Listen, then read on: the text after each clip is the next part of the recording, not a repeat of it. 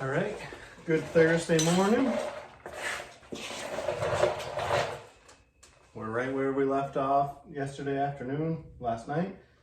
So I'm gonna jump in by getting this stuff ground up, the insides painted, the edges primed with the weld-through primer, get some holes punched through this outer panel to be able to weld in.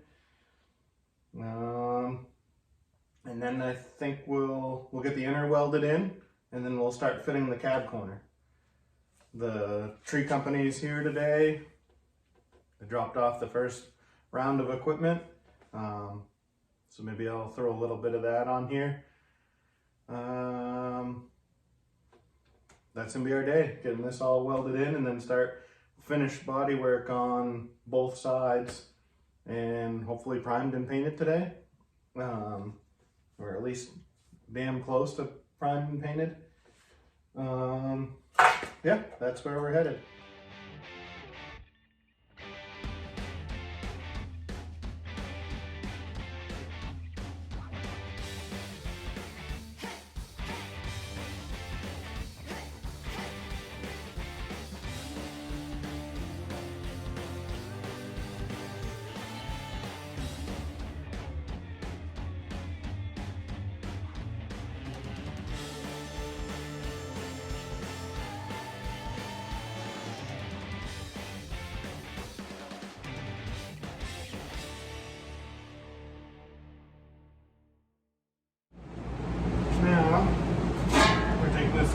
Giant cab corner that we only need a little bit of and trim it down close so that we can start trimming it to size and get it in place.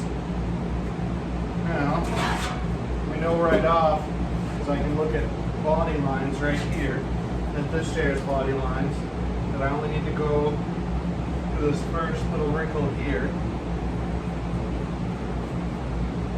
And then I can come down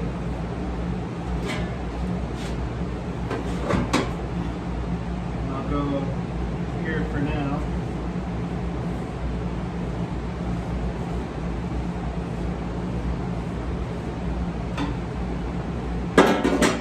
That should give me more than enough.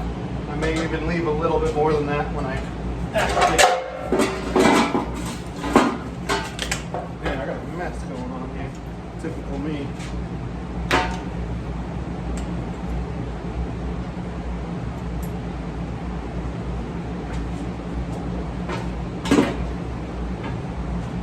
I'm gonna say, I buy a lot of Harbor Freight tools because, well, I'm cheap and I don't have the money for the higher end stuff, or if I did, I would spend it differently. So basically, I'm just cheap. But this new grinder I just grabbed, Hercules, I love the thing. It's got all sorts of power. And for whatever it was, 50 bucks or less, I mean, I'd definitely buy another one. In fact, I think I'm gonna buy another one. My other grinder's on the way out. So I can have one set up so I don't keep switching discs back and forth. But yeah, I'd highly recommend that little grinder there from Harbor Freight. Like I said, I get a lot of stuff from Harbor Freight. Maybe I'll start doing like a tool review from Harbor Freight. Maybe they'd even work with me on something like that. I was eyeing their welders. My welder's old and probably on its way out. It makes a lot of funny noises, does a lot of funny things. I'll probably be mid-job and have it crap out. So yeah, again, I'm too cheap for the big name brands. I have seen a lot of YouTubers working with and using Yes Welder. There again, I've never been one to reach out for like sponsors or anything, but hey, I'd settle for a good deal on something and maybe do some review. I mean, I obviously weld, you know, almost daily, not almost daily, but I weld quite often, a couple times a week. So probably ought to try upgrading my welder a little bit. I mean, it's a Craftsman welder. I'm sure it's made by like Lincoln or something, but it's just old, and I got it secondhand. I finally upgraded to gas because I was running flux core forever, which worked great when I was welding, you know, tractor buckets and plow frames, but it was awful with body work. I made it do, but one place I did like the flux core. It wasn't always pretty, but I liked it on exhaust because you could kind of feed your wire out a little bit farther than you have luck with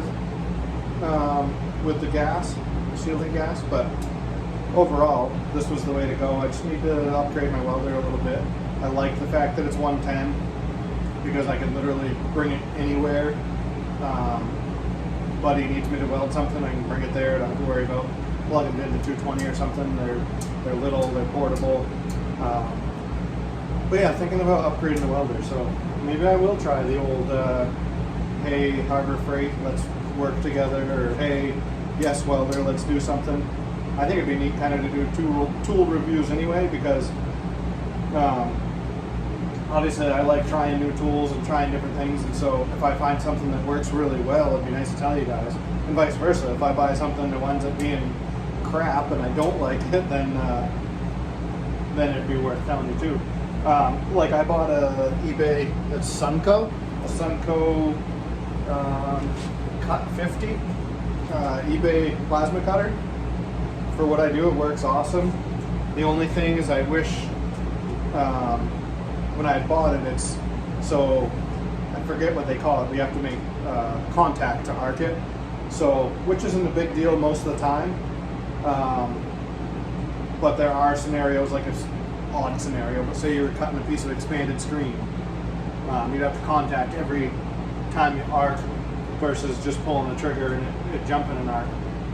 But I would definitely buy that brand again, or a brand like it. I have no fear buying stuff like that off eBay, and the consumables are affordable and readily available off eBay in large quantities, really.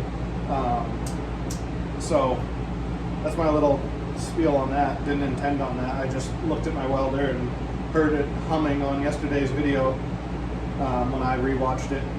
I don't even think about it when I'm welding. I know that it buzzes and does funny things and I mess around with it.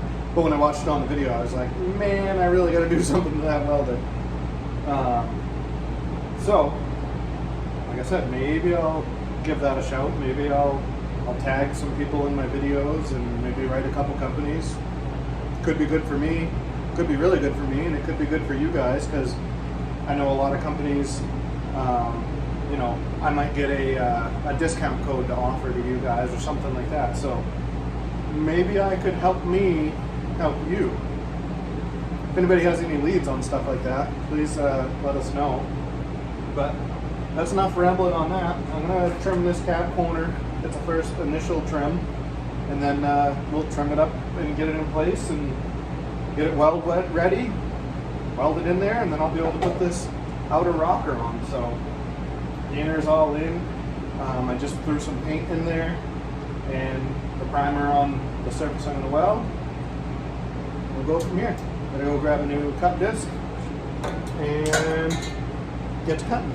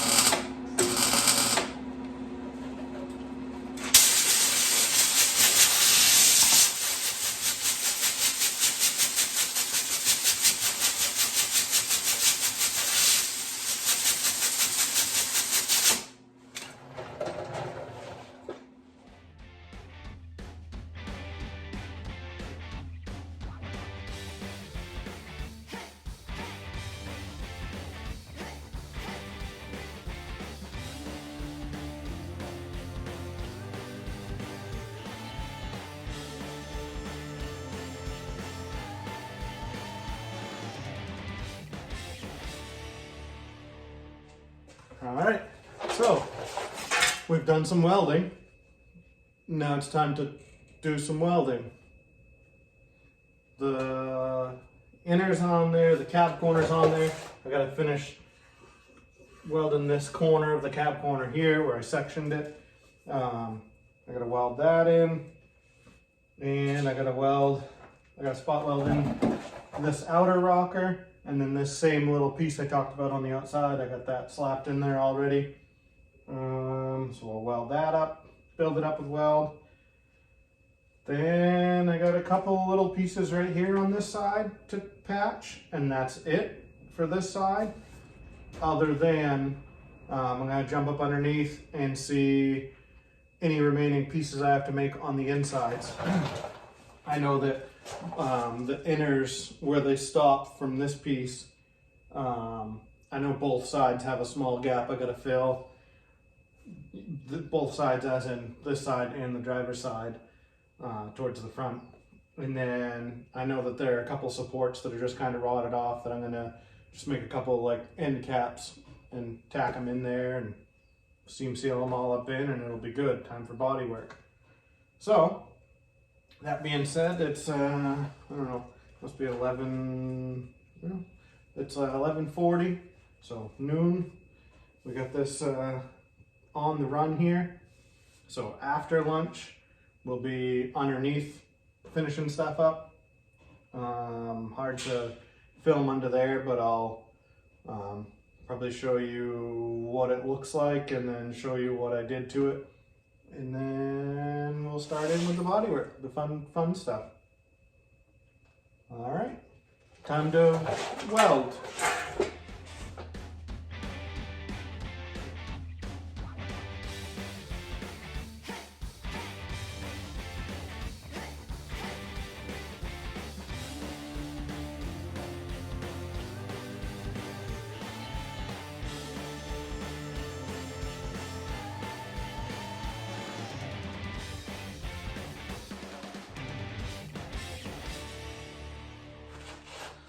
Okay, everything on this outside is fully welded now. So now it's grind time. Back to our Harbor Freight Hercules grinder. Sponsor me. Just kidding. Just kidding, but seriously. No, I did see, I don't remember who it was. Somebody did a, I don't think I saw it on YouTube. I think I saw it on like Facebook or something. They did a complete, I don't know, a Tri-5 build with strictly Harbor Freight tools or something. Some challenge or advertisement or something.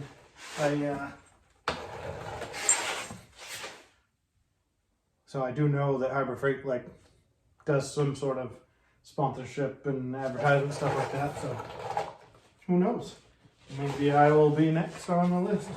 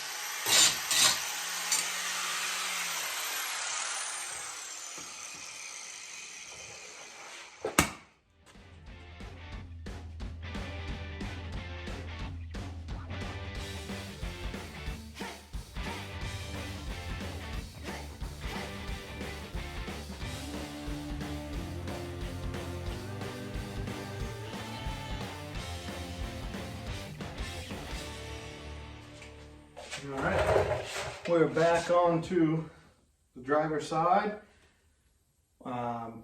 Underneath, I just welded in the two pieces. There was holes about that big on each front end. The difference of where these inner rocker panels and the next panel up would meet, but I only had these inners here. So there's a difference of a hole about that big on each side. So I made patches for that, welded those in. Now we are welding in, well, not welding in just yet. We're making this plate that's going to go on the back side. It'll sandwich the floor and get spot welded to the floor with a nut welded for the seat belt. Because as I had said, I don't know if I saved the little piece or not, somewhere around there, but I had to cut the seat belt bolt on the back side because the nut was just, it was a round nut and it was just spinning. So I just cut it free, and this will be every bit as rugged or more rugged. Definitely more rugged than it was, because before it was really not hooked to anything. So I'm going to slide this on the back side, make a little mark. Actually, I'm going to slide it right out here and make a mark from the back.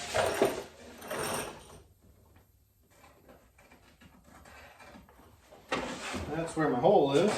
So if I center that,